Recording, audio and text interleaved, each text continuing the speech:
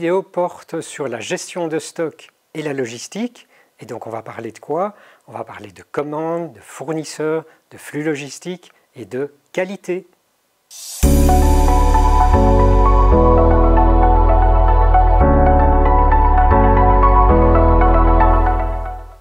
Si vous lancez un commerce, comme par exemple un magasin de textile, une boulangerie, un magasin de jouets, ou une entreprise qui va produire, eh bien dans ces cas-là, la gestion du stock, ça va être un élément clé de votre organisation.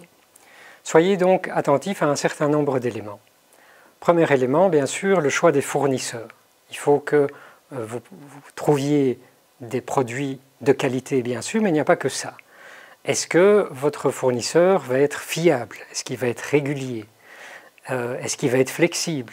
Si un jour vous avez un problème particulier, est-ce qu'il va vous trouver une solution pour vous sortir de ces problèmes? Autre élément important dans le choix des fournisseurs, c'est la question de l'évolution des marchés et des pénuries. On sort d'en prendre avec le Covid, il y a un certain nombre de matières qui se sont retrouvées en pénurie. Eh bien, qu'est-ce qu'on peut avoir comme information de nos fournisseurs par rapport à ça? Est-ce qu'on peut diversifier nos sources d'approvisionnement? Ce sont des éléments évidemment à prendre en considération. Deuxième point, et ça va être tout votre talent à vous, votre passion, c'est quels articles est-ce que je vais commander, quelles vont être les tendances des prochains mois, qu'est-ce qui va plaire à ma clientèle, et ça c'est plutôt de l'amusement en général pour vous. Troisième point important, c'est la question de la quantité.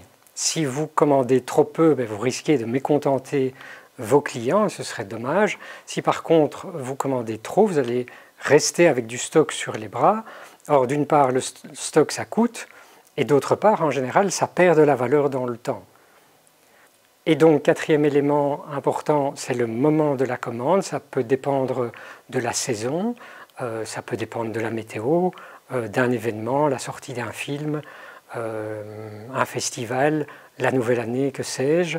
Et donc, soyez prévoyants pour commander à l'avance au bon moment. Cinquième élément, c'est le coût du stockage. Stocker coûte cher. Pourquoi? Parce que d'abord, il faut un endroit, il faut sans doute un peu de matériel, des étagères, il faut parfois chauffer ou au contraire refroidir l'endroit. Il y a les questions de sécurité, il faut manutentionner le tout, et puis c'est aussi de l'argent qui dort. C'est la raison pour laquelle on parle souvent de taux de rotation ou de vitesse de rotation du stock. Et donc, au plus vite vous allez pouvoir écouler ce que vous avez rentré dans votre stock, au mieux vous vous porterez en termes de rentabilité.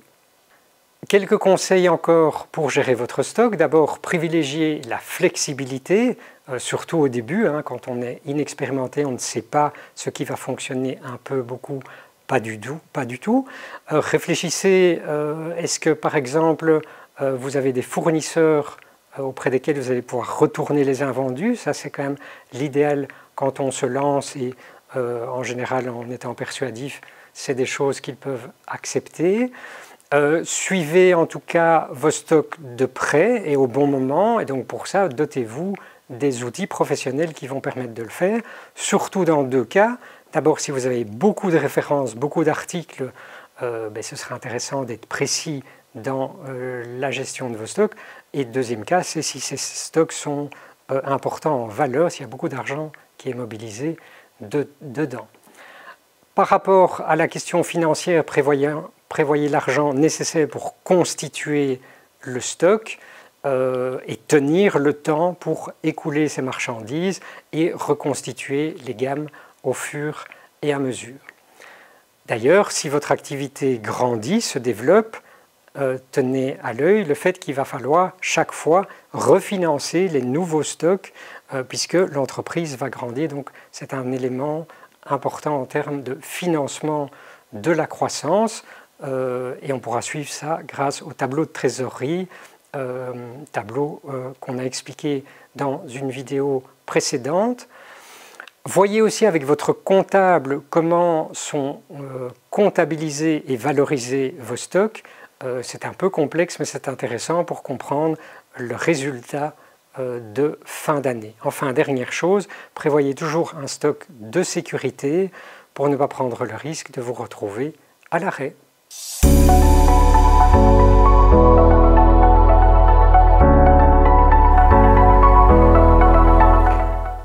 Au démarrage d'une activité, c'est surtout votre capacité à communiquer et puis à vendre qui va faire la différence. Par contre, une fois qu'on est lancé, c'est souvent la logistique qui va vous permettre d'assurer la qualité dans la durée. Et donc, qui dit qualité dit réputation, image, fidélité des clients. Et la logistique va aussi vous permettre de rentabiliser. Comment? Eh bien, en diminuant petit à petit les coûts. La logistique, c'est de la préparation, ce sont des connaissances, c'est de la technique, un bon matériel et de la rigueur. Si vous avez un projet innovant, vous devrez souvent procéder par essai-erreur pour voir ce qui fonctionne ou pas et ce qu'on va pouvoir améliorer. Soyez attentifs aux quantités que vous allez produire, à ce que vous allez devoir livrer, aux approvisionnements. Attention aussi au temps mort, au temps perdu, il y en a beaucoup plus qu'on ne pense. Pensez aux entretiens, aux réparations. Faites des simulations pour voir s'il y a ce qu'on appelle des goulots d'étranglement, donc des moments où ça coince parce qu'il y a trop. Il peut aussi y avoir ce qu'on appelle des coups de feu, c'est-à-dire des périodes qui sont très chargées. Et donc, en analysant ça, vous allez pouvoir voir si les capacités sont suffisantes en termes de matériel, en termes d'équipe, en termes d'espace. N'hésitez pas à aller voir comment font vos concurrents, comment font les fournisseurs, les fabricants de machines, des experts. Tout cela vont pouvoir vous donner un certain nombre d'informations de manière à mettre en place toute une chaîne logistique et tous les outils qui sont nécessaires pour avoir les bons lieux, le matériel, le stock, les outils. Concrètement, je vous invite à dessiner littéralement votre chaîne logistique, à calculer les flux, les quantités, pour vérifier d'abord en théorie si tout ça tient la route, et puis voyez dans la pratique ce que ça donne, et au fur et à mesure, vous allez pouvoir affiner, optimiser, et donc avoir au bout de ça, grâce à une bonne logistique, la qualité et la fiabilité d'une part, et la rentabilité de votre projet.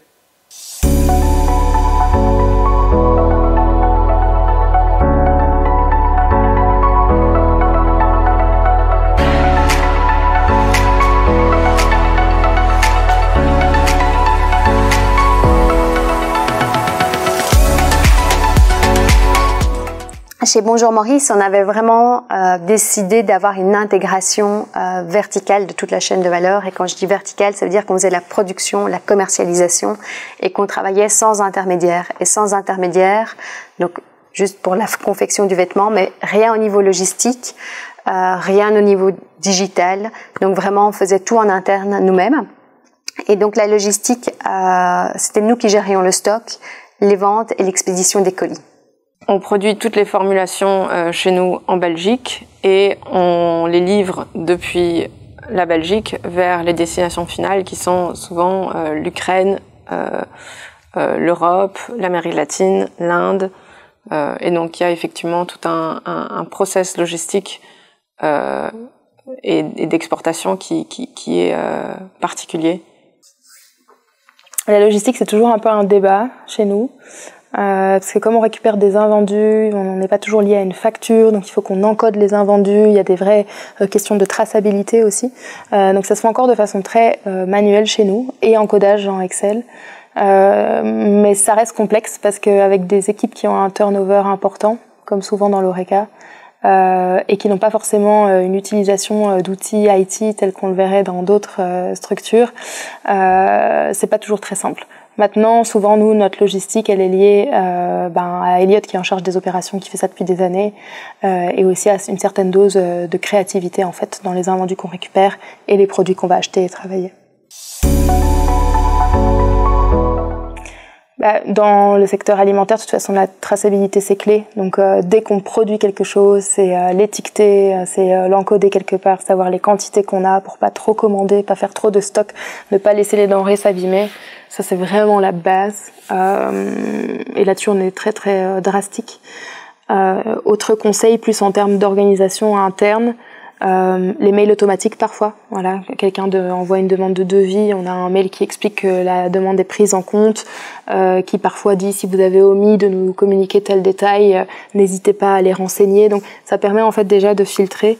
Et enfin, en termes de réunion et organisation d'équipe, et surtout quand on entreprend à deux et surtout en couple, pensez à se fixer des réunions au moins hebdomadaires de gestion. Sinon on pense qu'on peut le faire quand on veut et en fait ça passe toujours à la trappe.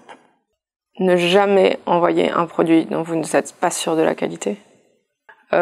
Avoir des process de production qui soient clairs, qui soient partagés de tous, et d'avoir aussi un contrôle qualité qui soit assez robuste pour s'assurer de ne pas faire d'erreur et de ne pas envoyer de produits non conformes à des clients. Et donc au niveau de la digitalisation et des outils, aujourd'hui en fait, tout est possible. Plein d'outils existent dans des versions gratuites et de nouveau je pense qu'il faut être super curieux et regarder vraiment quels sont tous les outils qui existent par rapport au parcours client pour les mettre en place et pour pouvoir suivre l'expérience de manière la plus fluide et la plus optimale possible.